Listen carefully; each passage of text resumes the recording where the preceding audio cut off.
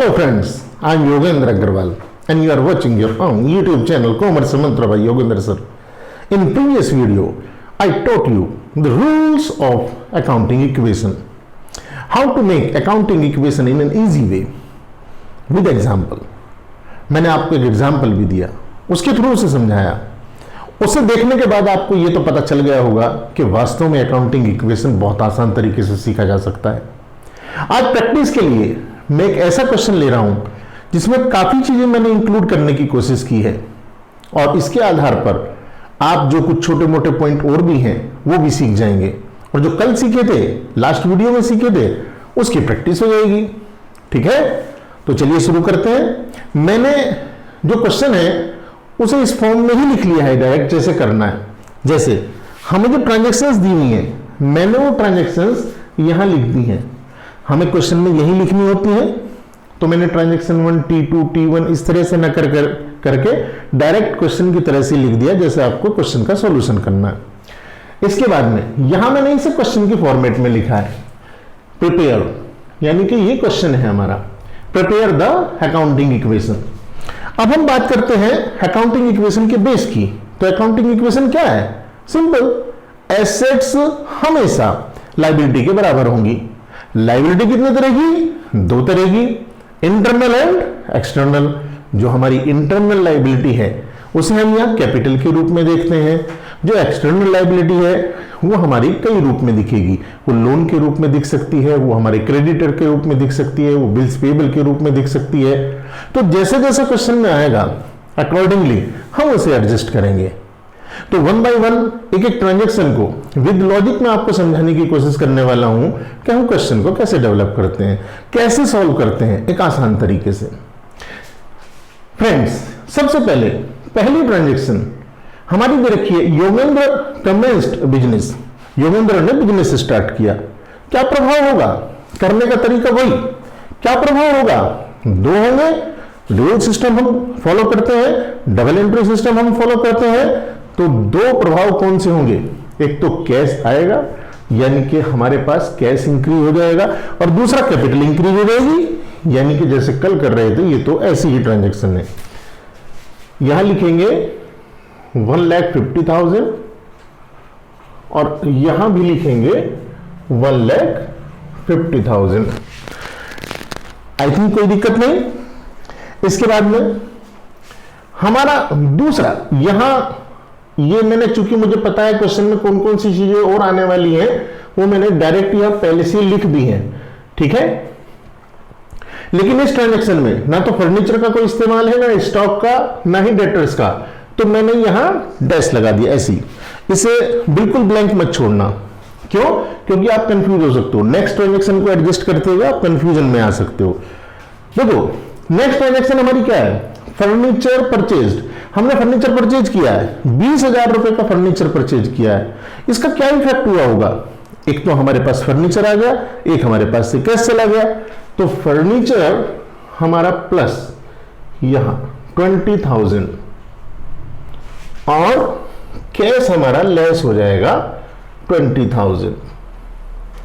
लेकिन ना तो इससे स्टॉक पे फर्क पड़ेगा, ना ही डेटर्स पे फर्क पड़ेगा, ना ही क्रेडिटर्स पे फर्क पड़ेगा, ना ही कमीशन वाले कॉलम पे, और ना ही कोई कैपिटल पे।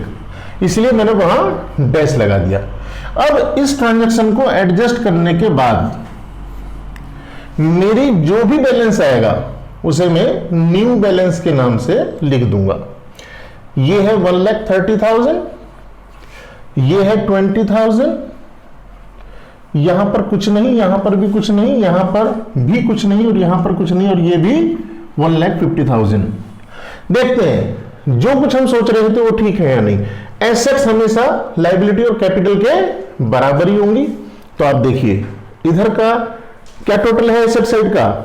130 प्लस 20, इसका मतलब 150, और इधर भी क्या है? 150। तो यहां लिखा है ना इज इक्वल टू, मतलब इसके बराबर है ये। आई थिंक मेरी बात समझ में आ गई होगी। नेक्स्ट, हमारा गुड्स परचेज किए हमने, लेकिन इस बार ये गुड्स क्रेडिट पर, उधार परचेज किए हैं। तो जैसे ही हम गुड्स परचेज करेंगे उधार, तो पहला इफेक्ट क्या आएगा? हमारा स्टॉक बढ़ जाएगा। कितने की परचेज की है? 25,000 की।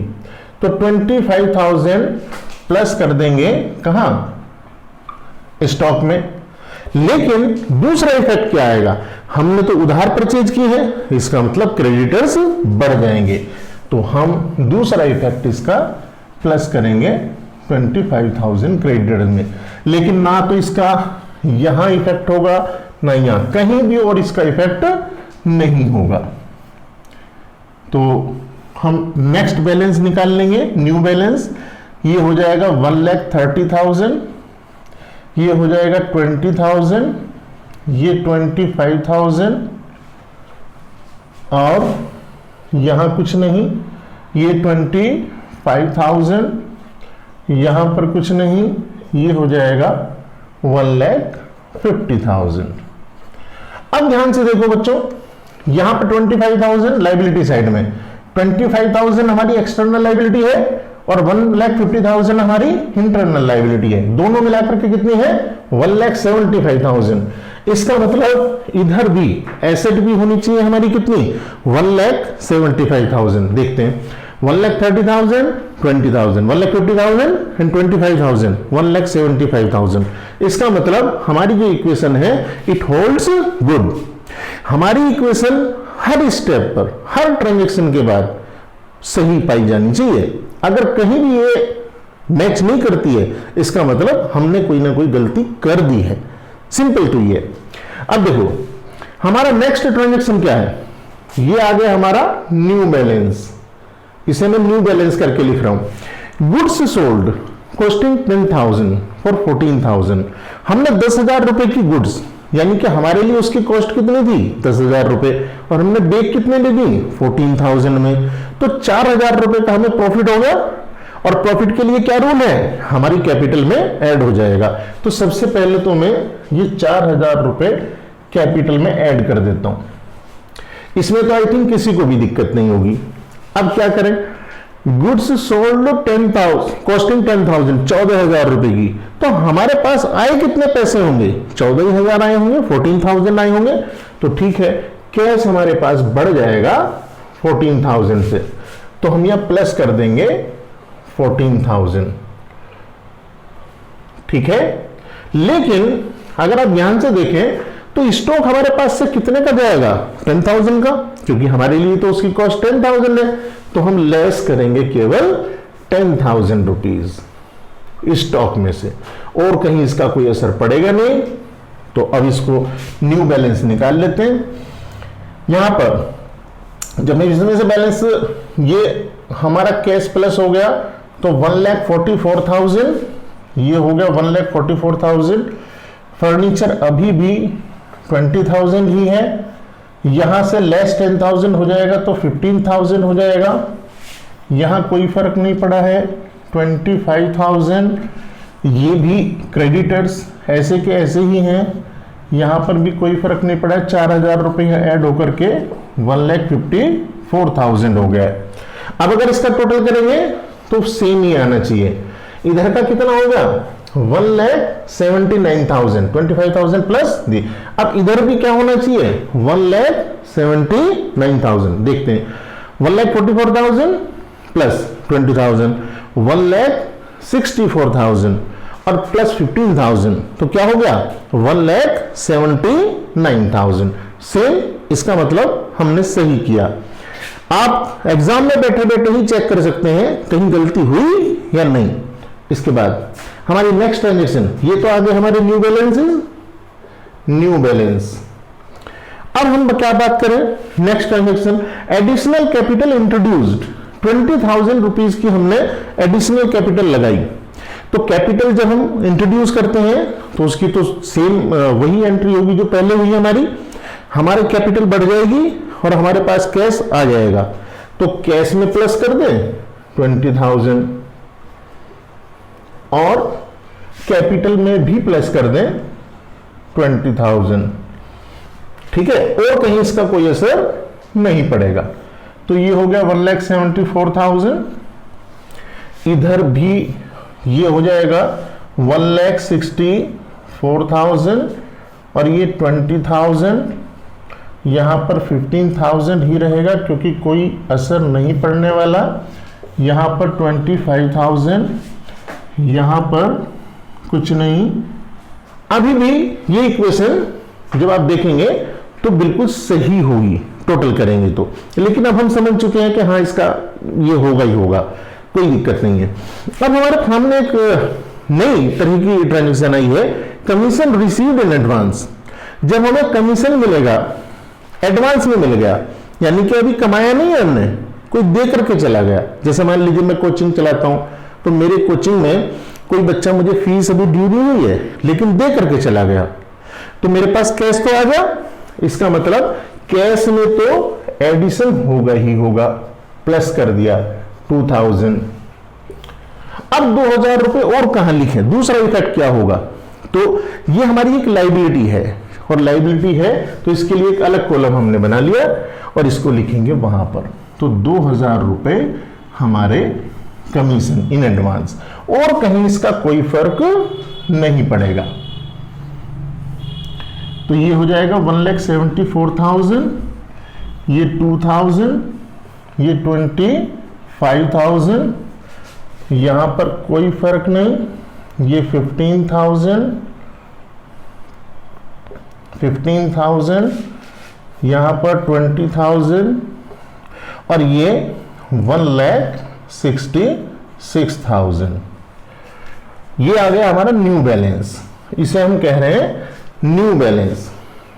इसके बाद स्टूडेंट्स नेक्स्ट ट्रांजेक्शन हमारी है paid to creditor in full settlement, 22,500 रुपए।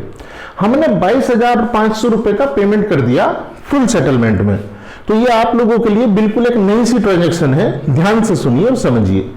जब हम फुल सेटलमेंट में पेमेंट करते हैं तो इसका सीधा और देसी मतलब ये होता है कि अब हमें और कुछ पेमेंट नहीं करना, जितना कर दिया वही सफिशिएंट है हमारे लिए। तो इसका क्या होगा, इसका ट्रीटमेंट कैसे करेंगे, तो स्टूडेंट्स इसके ट्रीटमेंट के लिए 22,500 रुपए हमने पेमेंट किए तो लेस कैसे हो जाएंगे, इसका मतलब पहले तो 22,500 रुपए हमारे कैश से लेस कर दो, 22,500 रुपए ये तो कैश से लेस हो गए। अब ये कहते हैं कि हमारा जो 25,000 रुपए क्रेडिटर के कितने देने हैं 25,000, लेकिन दिए कितने 22,500, और कह रहे हैं फुल सेटलमेंट हो गया, मतलब और कुछ नहीं देना है। तो यहां तो पूरा का पूरा माइनस कर दो इसे, क्योंकि इनका बैलेंस तो अब हमें नील करना है, नील। अब इनका कोई पेमेंट हमें नहीं करना है। तो स्टूडेंट्स आप एक बात सोचो, यहां पर 25,000 हमें देने, 22,500 देकर के काम चल गया, तो एक किस्म से हमें डिस्काउंट नहीं मिल गया। और अगर हमें डिस्काउंट मिल गया है कितने का 2,500 रुपए का, कितना डिफरेंस है इनमें, देने 25,000 थे, देकर काम चल गया 22,500, तो 2,500 का मिल गया हमें डिस्काउंट। बस इस डिस्काउंट को कहां ऐड कर देंगे हम, यहां कैपिटल में, ठीक है। इसका यहां कोई असर पड़ेगा नहीं, यहां कोई असर नहीं पड़ेगा, इसमें भी अब और कोई असर नहीं पड़ेगा, यहां भी कोई असर नहीं। अब इसको हम नेट करके देख लेते हैं। ये हमारा कितना हो गया 1,76,500, ये हो गया 2,000, यहां पर ये नील हो चुका है। इसका मतलब इधर का टोटल हमारा अब कितना है 1,78,500, और यहां की पोजीशन देखो, डेटर्स में तो अभी कुछ नहीं हुआ है, यहां स्टॉक हमारा कितने का दिख रहा है 15,000 का, ये कितने का दिख रहा है 20,000 फर्नीचर। इसके बाद यहां पर अब हमारा ये लेस करके दिखाइए, 1,66,000 में से जब हम ये लेस करेंगे तो देखो कितना बचेगा हमारा 500, 5 में से 2 जाएंगे तो 3, ये 3, और 6 में से 2 गई तो 4, 1,43,500, 1,43,500 ये हमारा बैलेंस बचेगा। तो ये हमारी क्या हो जाएगी न्यू बैलेंस कह देंगे इसे, ये हमारा न्यू बैलेंस। अब इसका आप टोटल भी करोगे तो दोनों तरफ का सेम ही आएगा। इधर का कितना है, राइट हैंड साइड जिसे हम कह रहे हैं, एसेट साइड का कितना है 1,78,500 और इधर का भी होगा इतना ही। अगर नहीं है it means we have committed any mistake, हमने कहीं ना कहीं गलती कर दी है। देखते हैं, चलो चेक करते हैं। 1,43,500 प्लस 20,000 कितना हो गया 1,63,500 और 15,000 जब उसमें प्लस करेंगे तो 1,78,500। आई होप बात समझ में आ गई होगी। इसके बाद में हमें नेक्स्ट ट्रांजेक्शन क्या है, गुड्स सोल्ड कॉस्टिंग 15,000, 15,000 रुपए की गुड्स हमने सेल कर दी फॉर 18,000, 18,000 रुपए में। तो भाई 15,000 की चीज 18,000 में बिक गई, 3,000 का तो प्रॉफिट हो गया। इसका मतलब इस ट्रांजेक्शन का पहला इफेक्ट तो यह आएगा कि हमारा 3,000 रुपए यहां कैपिटल में जाकर प्लस हो जाएगा, क्योंकि नियम क्या है, प्रॉफिट को हम कैपिटल में प्लस कर देते हैं, एक्सपेंसेस को कैपिटल से डिडक्ट कर देते हैं। ये तो अब याद हो गया होगा सबको। देखो भाई यहां पर 3,000 रुपए हमने प्लस कर दिए, 15,000 की चीज है तो 15,000 का तो गुड्स हमारे पास से गया, तो 15,000 की गुड्स को लेस कर दो भाई। तो यहां हमने स्टॉक में से 15,000 रुपए लेस कर दिया, यानी कि ये हो चुका है हमारा नील, स्टॉक में कुछ बचा नहीं है 15,000 की। लेकिन ये जो 15,000 रुपए की गुड्स हमने 18,000 रुपए में बेच दी है, इसमें से कुछ पैसा हमें नगद मिल गया है, कैश में मिल गया। कितना, ये कहते हैं रिसीव्ड 5,000 इन कैश, 5,000 रुपए कैश में मिल गए। तो कैश बढ़ गया हमारा, तो इसे कैश में ऐड कर दो प्लस 5,000 रुपीज हमने कैश में ऐड कर दिए। देखो हमने कोई गुड्स बेची कितने की है 18,000 की और मिले कितने 5,000, इसका मतलब 13,000 तो बैलेंस रह गए हमारे। बैलेंस रहने का मतलब है डेटर्स पिक्चर में आ गए। आप लोगों ने जो मेरी वीडियो लेक्चर देखा होगा पीछे का, जिसमें मैंने बेसिक टर्म्स डिफाइन किए हैं, वहां पर आपको डेटर्स को मैंने डिफाइन किया है बहुत अच्छे से, आप देख सकते हैं अगर नहीं देखा है तो। स्टूडेंट्स हमारा जो 13,000 रुपए है वो पिक्चर में आ चुका है डेटर्स के रूप में। तो पहली बार यहां डेटर्स में हम 13,000 प्लस कर देंगे और कहीं इसका कोई असर नहीं पड़ेगा। अब ये हो चुका है इधर 179,500, ये है 2,000, इधर का कुछ नहीं होना है, ये तो ऐसे का ऐसे ही है तो हमारा नील ही रहेगा। ये पिक्चर में आ चुके हैं 13,000 के, ये हमारा फर्नीचर कोई इस पर असर हुआ नहीं है 20,000 और यहां पर 5,000 हमारा कैश बढ़ चुका है, यानी कि 1,48,500। बहुत इजीली कर लेंगे सभी बच्चे। और यही नहीं, अब आप इसके बाद इस तरह के कोई भी क्वेश्चन कैसा भी आ जाओ अकाउंटिंग इक्वेशन का, आपसे गलत नहीं होगा भाई। हमारा ये इक्वेशन होने के बाद लास्ट की ट्रांजेक्शन रह गई है। इसमें देखो क्या कहते हैं, depreciation on furniture at the rate of 10%। तो 10% अगर हम डेप्रिसिएशन लगाएं तो फर्नीचर देखना भी कितना है 20,000 का, 20,000 पर 10% का डेप्रिसिएशन तो कितना हो गया, कैलकुलेशन करेंगे 2,000, 20,000 का 10% डेप्रिसिएशन 2,000 हो गया। तो ये जो 2,000 है इसका क्या करेंगे, इसका कैश पर कोई असर नहीं पड़ेगा, इसका फर्नीचर पर 2,000 रुपीज हमारे लेस हो जाएंगे, फर्नीचर में से 2,000 लेस हो जाएंगे, कैश पर कोई फर्क नहीं पड़ेगा। तो 1,48,500 ये हो जाएगा 18,000। यहां ये अभी भी नील ही है।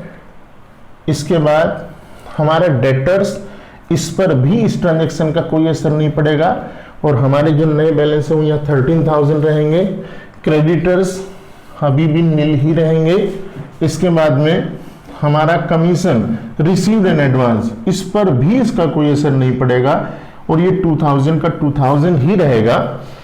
इसके बाद 2000 रुपीज डेप्रीसिएशन हम लेस कर देंगे यहां कैपिटल से, और ये बचेगा हमारा 177,500।